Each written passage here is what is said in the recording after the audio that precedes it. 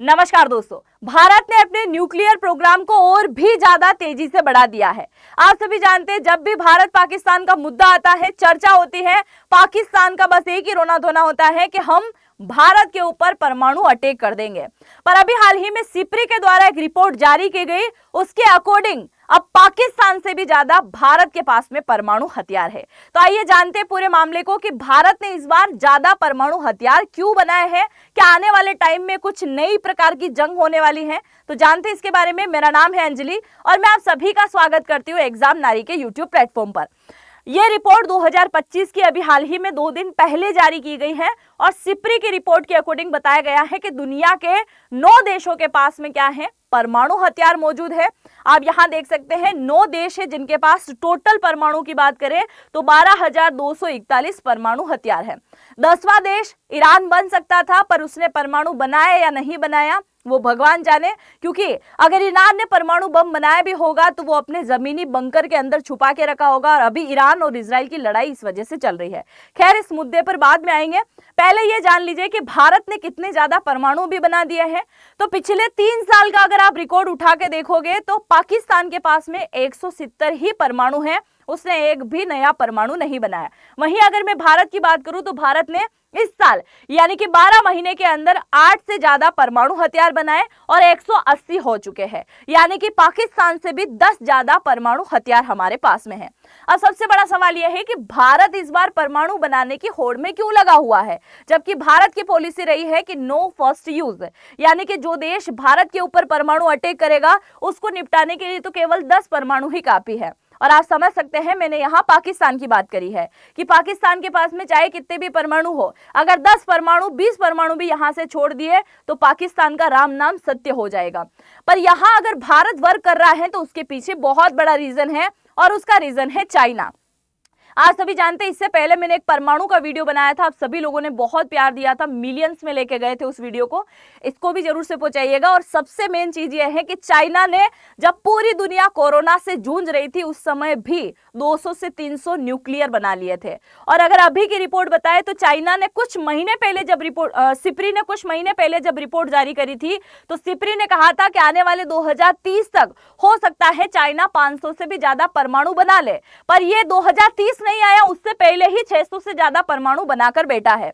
और आप सभी अच्छे से समझ सकते हैं कि अभी ऑपरेशन सिंदूर के दौरान भारत को इस बात को अच्छे से समझ जाना चाहिए कि अगर अगली बार युद्ध होता है तो भारत को केवल पाकिस्तान के साथ सामना नहीं करना है, भारत को तुर्की के साथ में भी लड़ना है, चाइना के साथ में भी लड़ना है, पाकिस्तान के साथ में भी लड़ना है, इवन बांग्लादेश के साथ में भी लड़ना है। इसीलिए अब पूरी तरीके से भारत अपनी तैयारी कर रहा है। आप सभी जानते हैं, भारत ने पहली बार 1974 में परमाणु बनाया, फिर 1988 में जो है उसने परमाणु परीक्षण किया और उसके साथ ही पाकिस्तान ने भी परमाणु परीक्षण कर लिया। अब यहाँ पे आप देखिए भारत क्यों परमाणु बना रहा है, इसके बारे में जानते हैं। आप देखिए, ये हमारा देश है। यहाँ अगर हम बात करें तो यहाँ पे चाइना की सीमा लगती है, यहाँ से लेकर यहाँ तक, मतलब लद्दाख से लेकर अरुणाचल प्रदेश तक इसकी सीमा लगती है। पहले भी 1962 के युद्ध के दौरान हमारे पास में इतनी टेक्नोलॉजी नहीं थी और युद्ध के साधन भी भरपूर नहीं थे, उसी चीज के चलते इसने हमसे अक्साई छीन लिया। दूसरा, ये अरुणाचल प्रदेश पर नजर बिठाए बैठा है।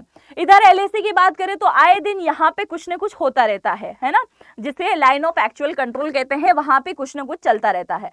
अब चाइना प्लान बना रहा है आने वाले टाइम में भारत को चारों तरफ से घेरने के लिए।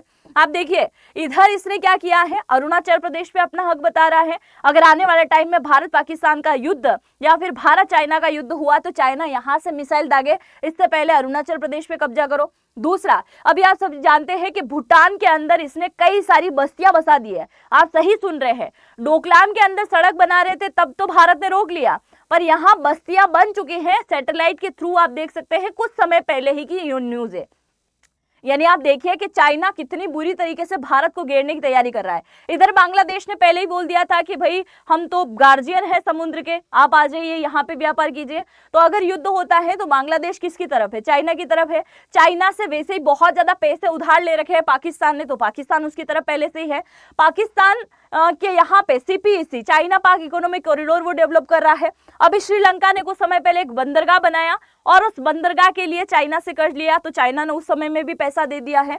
तो आप देखिए भारत को चौतरफा घेरने की तैयारी, और बीच में यहाँ बचा हुआ म्यांमार, तो म्यांमार में भी चाइना म्यांमार इकोनॉमिक कॉरिडोर उसने डेवलप कर दिया है और वो चाहता है कि अगर मैं म्यांमार तक बढ़ जाऊंगा तो भारत इन साउथ एशिया के देशों के साथ में नहीं जुड़ पाएगा, मेरा व्यापार ज्यादा चलेगा। और म्यांमार के रखाइन पे उसकी नजर है।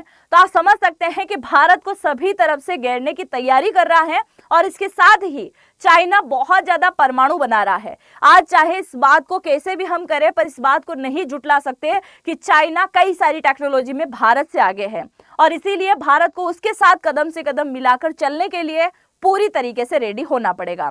आप देखिए भारत बम क्यों बना रहा है, उसके पीछे का रीजन है hypersonic missile, anti ballistic missile system, ये सब तो हमारे पास में है, पर इसके अलावा साइबर हमले, परमाणु कमांड, अगर चाइना और भारत का युद्ध हो गया तो अगर उसने अटैक कर दिया तो फिर लेने के देने पड़ जाएंगे। इसीलिए पहले ही इस टेक्नोलॉजी पर वर्क करो।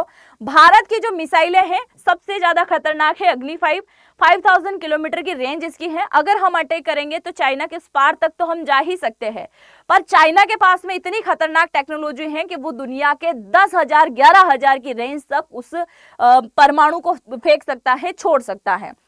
तो आप सोचिए अगर चाइना ने 10-12 भी परमाणु दाग दिए तो उसमें से 1-2 तो फूटेगा ना, और इससे बहुत ज्यादा नुकसान होगा। तो ये भी एक कहीं ना कहीं बहुत बड़ा रीजन है। अब यहाँ मैं आपको कंपेयर बताने वाली हूँ कि भारत, पाकिस्तान और चाइना का किस प्रकार कंपेरिजन है।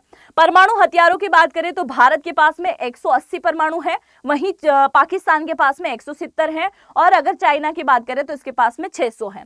अगर हम इसकी बात करें, पहली बार परीक्षण भारत ने 1974 में, फिर 1998 में किया, फिर पाकिस्तान की बात तो 1998 में चाइना की मदद से इसने किया है, जो कि दुनिया का एकमात्र इस्लामिक देश है जिसके पास में मौजूद है। चाइना की बात करें तो 1964 में इसने परीक्षण कर लिया था।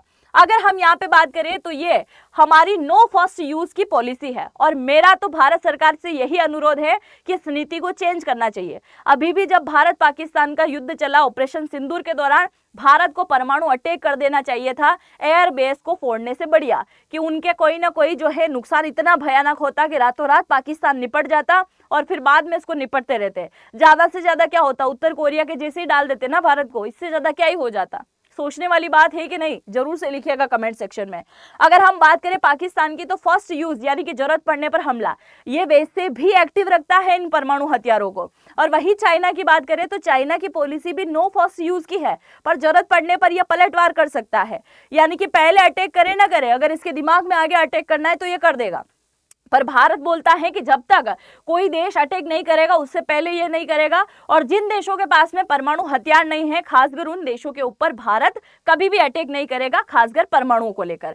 दूसरा, लंबी दूरी मिसाइलों की बात करें तो अग्नि 3, अग्नि 4 ये हमारे पास में है, और 5000 किलोमीटर की रेंज, यानी कि अगर हम यहाँ से मिसाइल को दागेंगे तो पाकिस्तान को तो हम चंद सेकेंड के अंदर ब्लास्ट कर सकते हैं, हम चाइना तक जा सकते हैं, पर इससे आगे की रेंज हमारे पास में नहीं है। वहीं अगर हम इसकी पाकिस्तान की बात करें तो इसकी कम रेंज वाली है, यानी कि 2750 किलोमीटर की रेंज तक की इसके पास में मिसाइल है। और सबसे खास मिसाइलों की बात करें तो शाहीन 3 है, गजनवी है, बाबर है, कई प्रकार की बना रखी है, गोरी है ना, सब प्रकार के नाम है भाई। और वहीं चाइना की बात करें तो DF-31 जो कि 11,000 किलोमीटर तक जा सकती है। अगर चाइना के किसी भी कोने से छोड़ दो ना तो भारत के किसी भी इलाके में आकर गिरेगी। और DF-41 की बात करें तो 12 से 15,000 किलोमीटर, यानी कि चाइना सीधा अमेरिका तक छोड़ सकता है। आप देखिए इतने दूरी वाली हमारे पास में है क्या? बिल्कुल नहीं है। तो ये एक बहुत बड़ी बात है। इसके अलावा अगर हम यहाँ पे बात करें समुद्री क्षमता, भारत के पास जो मिसाइल है वो हवा से भी छोड़ सकते हैं, जमीनी स्तर से भी छोड़ सकते हैं, और समुद्री स्तर से भी छोड़ सकते हैं। वहीं अगर पाकिस्तान की बात करें तो समुद्री क्षमता अभी विकसित कर रहा है, हवा और जमीनी स्तर से यह छोड़ सकता है। हालांकि इसके पास कुछ मिसाइलें ऐसी हैं जो समुद्री इलाके से भी छोड़ी जा सकती है, और चाइना तो इस टेक्नोलॉजी में बहुत ही ज्यादा आगे है, आप यहाँ देख सकते हैं। इससे पहले आप मुझे टेलीग्राम, इंस्टाग्राम, फेसबुक पे यहाँ फॉलो कर सकते हैं।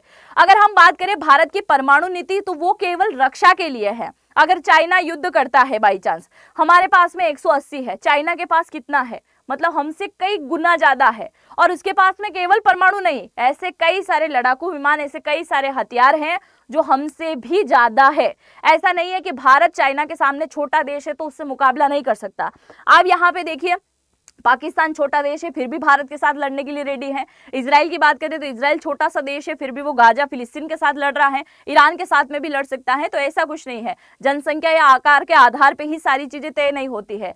अगर किसी भी देश की शक्ति देखनी है तो केवल डिफेंस सिस्टम से ही देखी जाती है, और भारत को रक्षा नीति बहुत ज्यादा मजबूत करनी होगी, तभी ये युद्ध जीत सकते हैं अगर भारत चाइना के साथ युद्ध होता है। और ये आज नहीं तो कल युद्ध होना तय है, क्योंकि आप सभी जानते हैं 2025 में लगभग कई सारे देश आपस में लड़ा रहे हैं। अब तो केवल एक ही देश बचा है, चाइना ताइवान का लड़ाना। अगर ये भी लड़ा गया तो आप समझिए आने वाले टाइम में बहुत लंबा युद्ध होना है, जिसका कल्पना भी नहीं कर सकते। खैर, यहाँ पे देखिए परमाणु हथियारों की संख्या में चीन भारत से कहीं आगे। अब मैंने भारत की बात तो यहाँ कर ली, अब थोड़ा सा चाइना के बारे में सुन लो।